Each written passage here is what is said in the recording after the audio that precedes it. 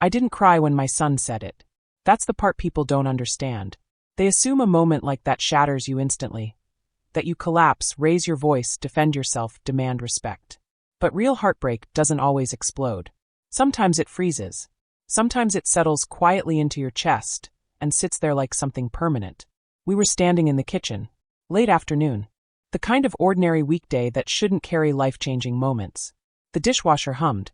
The smell of reheated leftovers filled the room. Nothing dramatic. Nothing cinematic.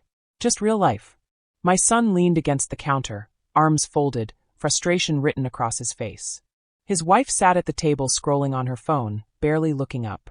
This wasn't the first tense conversation we'd had, but I still believed we were just talking through family disagreements. I was wrong. He looked straight at me and said, "In this family you don't matter anymore. My wife matters more than you." There it was. No hesitation. No regret. No softness. Just certainty.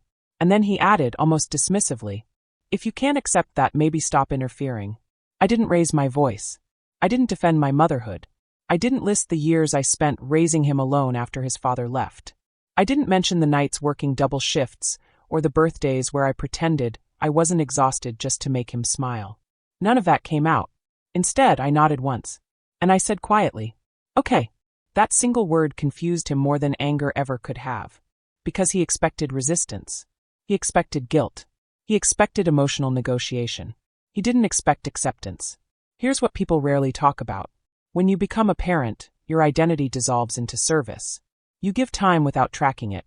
You give money without labeling it. You give emotional energy without limits. And you convince yourself it's love, not sacrifice. For years, I paid their phone bills. Covered their car insurance until things stabilized. Sent groceries when they were short on cash. Babysat whenever they wanted weekends free. I never kept score. Because keeping score with your child feels wrong. But that afternoon, standing in that kitchen, I realized something uncomfortable. They weren't seeing support. They were seeing entitlement. That night, I sat alone in my living room. No television. No music. Just silence and the ticking of the wall clock. I replayed his words again and again.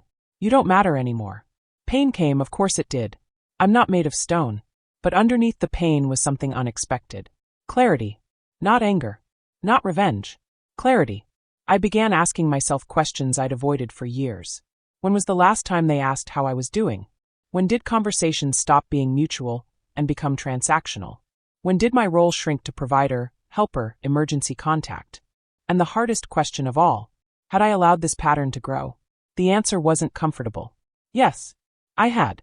Because love without boundaries teaches people where they can step without consequence. So I made a decision. A quiet one. A private one. A life-altering one. I didn't announce it. I didn't threaten anyone. The next morning I simply stopped. I stopped sending money. I stopped offering rides. I stopped checking in first. I stopped solving problems that weren't mine. No dramatic speeches. Just absence where effort used to be. At first it felt unnatural. Like putting down a heavy bag you've carried so long you forgot it wasn't part of your body. I kept expecting guilt to rush in and undo me. But something else happened. Space. Mental space. Emotional space. I started sleeping better. Taking walks again. Reading books I'd abandoned halfway through years ago. For the first time in a long time, I wasn't orbiting someone else's needs. 3 days passed. Then 4. On the 5th day my phone rang. My son. I let it go to voicemail. A message followed. "Hey, did you forget about the insurance payment?" I didn't respond. Another message the next day. "Mom, we really need help covering groceries this week." Still silence. Not punishment. Not cruelty. Just consistency. By the end of the week, the tone changed. Calls became frequent. Texts came faster. Then came the message that made me sit still for a moment. "Why are you ignoring us?" I stared at the screen for a long time. Because that question revealed everything. They didn't ask if I was okay. They didn't ask if something happened. They asked why I wasn't providing. That was when I realized, truly realized, how deeply my role had been reduced. And how necessary this distance was. I didn't respond that night. Instead, I made tea, sat by the window, and watched the streetlights flicker on. For the first time in years, I wasn't waiting for someone to need me. I was just existing. And oddly, that felt powerful. But I also knew something else. Patterns don't break quietly. Not when people depend on them. Pressure was coming. Confrontation was coming. And my son, the boy I raised, loved, protected, was about to face a version of me he'd never met before. A mother who still loved him, but no longer abandoned herself. The first time they showed up unannounced, I knew this wasn't about groceries. It was Saturday morning. I was halfway through watering the plants on my porch, something I'd recently rediscovered I enjoyed, when I heard a car door slam. Then another. I looked up and saw my son walking toward the house, his wife a step behind him. Fast stride. Tight shoulders. Determined. Not a social visit. I set the watering can down before they reached the door. He didn't knock. He opened it and walked in like he always had, like nothing had changed, like access was permanent. I followed them inside. "Mom," he said, already irritated. "What's going on with you?" No hello. No hug. No eye contact that showed concern. Just confrontation. I stayed calm. "Good morning." That made him sigh loudly. "This isn't funny. You haven't answered calls. You didn't send the insurance payment. We've been trying to reach you." His wife crossed her arms, watching me like I was a customer service problem. I nodded slowly. "Yes," I said. "I've been unavailable." The room went quiet for a second, because again, I wasn't reacting the way he expected. He stepped closer. "Unavailable? Mom, we rely on that money." And there it was again. Not appreciation. Not gratitude. Reliance. I looked at him, really looked, and for a brief moment I didn't see the grown man standing in my living room. I saw the boy who used to fall asleep during movies and insist I carry him to bed even when he was too big. That memory hurt more than his tone. "I understand," I said gently, "but I'm no longer paying for those things." His expression changed instantly. Confusion first, then disbelief, then irritation sharpening into anger. "What do you mean you're not paying?" "I mean," I said steady and calm, "that you and your wife are adults. It's time to handle your own expenses." His wife finally spoke. "That's unfair," she said flatly. "You've always helped." I met her gaze. Helping isn't meant to be permanent. My son shook his head, pacing now. "This is coming out of nowhere." "No," I replied quietly. "It's coming after years." That stopped him. Here's something people don't talk about. Setting boundaries after years of overgiving doesn't look strong. It looks suspicious. It looks hostile. It looks selfish to people who benefited from your selflessness. And standing firm in that moment feels nothing like empowerment. It feels terrifying. But I stayed steady. "I love you," I told him. "That hasn't changed. But my financial support has."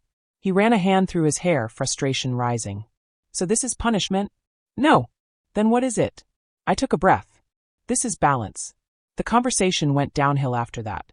Voices got louder. Patience got thinner. He accused me of being influenced by someone else. He asked if I was trying to prove a point.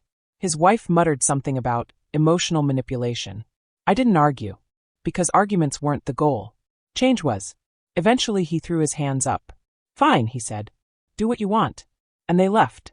Door closing harder than necessary. Car pulling away faster than normal. Silence returning to the house. I won't pretend I didn't feel it. The ache. The doubt.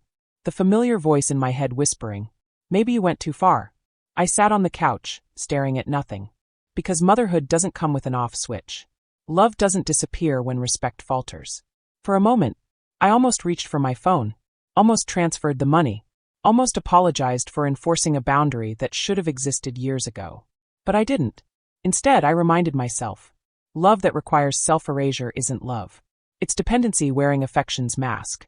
2 weeks passed, and reality began doing what reality always does. Bills accumulated. Comfort vanished. Responsibility demanded attention. The messages started again, but this time different. Less entitled. More strained. "Can you watch the baby Friday? Do you know any cheaper insurance options? Hey, just checking in." Small cracks in the armor. Then came the phone call. Late evening. My son's voice sounded tired. Not angry. Not defensive. Just worn down. "Mom," he said quietly, "can we talk?" I agreed. Because distance was never about abandonment. It was about resetting something broken. And I could tell, truly tell, that something was beginning to shift. But neither of us knew yet how deep that shift would go, or how uncomfortable the next conversation would become. I didn't rush to meet him. That might sound cold, but it wasn't. For years I had trained myself to respond immediately, drop everything, adjust my schedule, solve the problem before it fully formed. That reflex had shaped our entire dynamic. This time I chose differently. We agreed to meet 2 days later at my house. Neutral ground. Familiar ground. A place where I wouldn't feel pressured to shrink. I made coffee before he arrived.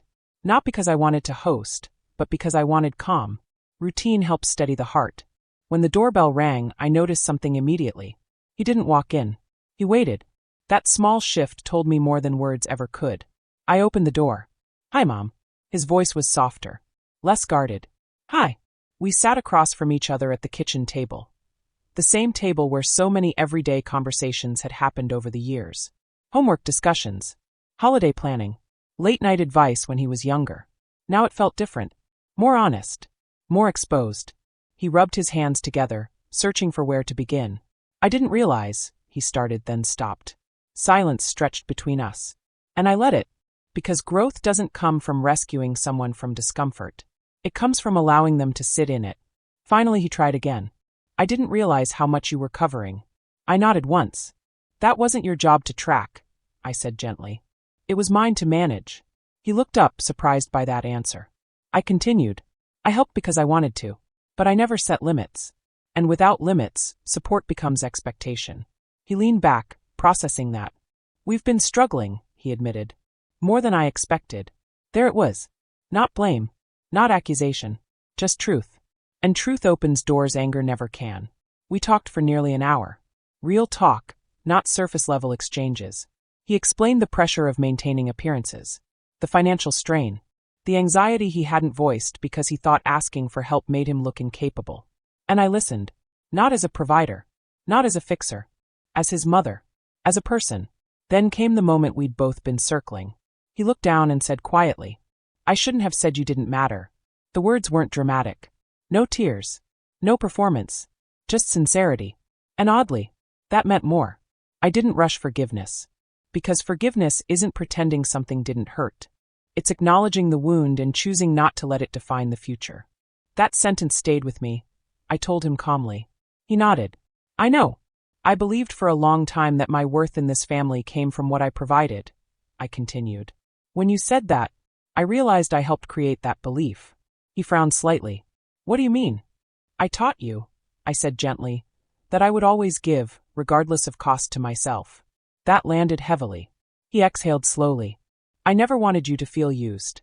"I know," I replied. "But impact matters more than intention." Then something shifted. Not dramatic. Not cinematic. Just human. He asked a question he hadn't asked in years. "How are you doing, really?" And that question, simple as it was, nearly broke my composure. Because it wasn't about money. It wasn't about childcare. It wasn't about solving something. It was about me. I smiled slightly. "I'm doing better than I was." And I meant it. I told him about the walks. The reading. The quiet evenings that felt peaceful instead of lonely. I told him how reclaiming my time helped me reconnect with myself. Not just as a mother, but as a person. He listened. Fully. And I could see something in his expression changing. Understanding replacing assumption. Before he left, he hesitated near the door. "We're figuring things out," he said. "Budgeting. Cutting back. Taking responsibility." I nodded. "That's good." Then he added, "I don't want distance between us, just healthier space." That sentence stayed with me long after he left. Because it reflected growth. Not dependence.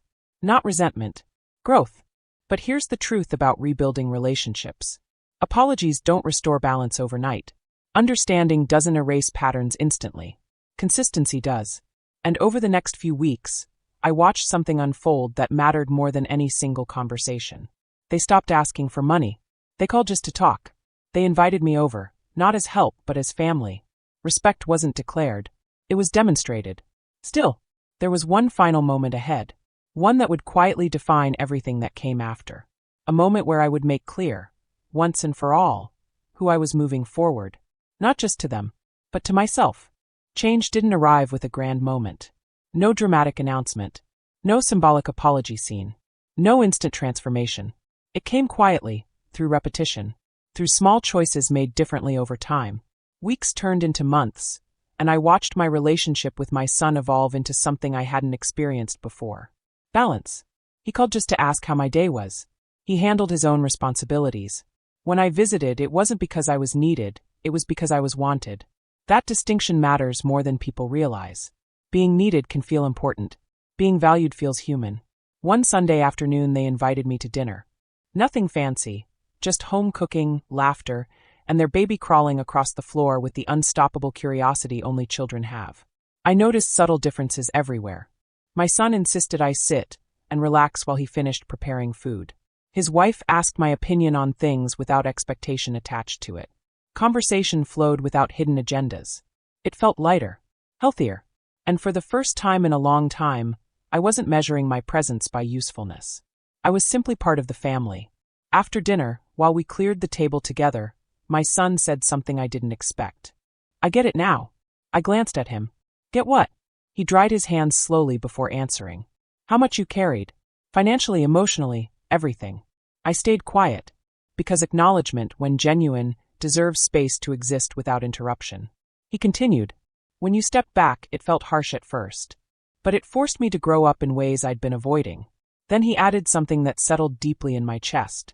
You didn't abandon us. You respected yourself. And that taught me to respect you. That moment wasn't loud. But it was justice. Real justice isn't revenge. It isn't humiliation. It isn't watching someone fail. It's watching understanding replace entitlement. And knowing you didn't destroy the relationship to achieve it. You strengthened it. Before I left that night, he hugged me, tightly. Not rushed. Not routine. Intentional. I'm glad you didn't give in, he said quietly. So am I. Because the truth is, I didn't step back to punish anyone. I stepped back because I finally understood something essential. Love without self-respect becomes self-erasure. And self-erasure teaches others that your limits don't exist. Driving home that evening, I reflected on how different life felt now. I still helped occasionally, by choice not obligation. I still showed up, with energy not exhaustion. I still loved deeply, without losing myself. But I also protected my peace. I protected my time, my finances, my emotional space. And protecting those things didn't make me less of a mother. It made me whole. There's a misconception people carry, especially parents. We believe sacrifice is the highest form of love, that the more we give, the better we are. But sacrifice without boundaries doesn't create gratitude. It creates normalization. People don't question what's always available. Until it isn't. And when it isn't, reality steps in where comfort used to be. That's where growth begins. For them. And for you. If I could speak to the version of myself from years ago, the one constantly saying yes, constantly overextending, I'd tell her this. You are allowed to matter too. You are allowed to rest, to decline, to exist beyond what you provide. Because your value was never meant to be measured in effort spent on others. It was meant to exist independently, unconditionally. So when people ask me now what changed my family dynamic, I don't say confrontation. I don't say distance. I don't say boundaries. I say this. I remembered my own worth. And once I treated it as real, everyone else learned to do the same. That sentence my son spoke months ago. You don't matter anymore. It doesn't sting the way it used to.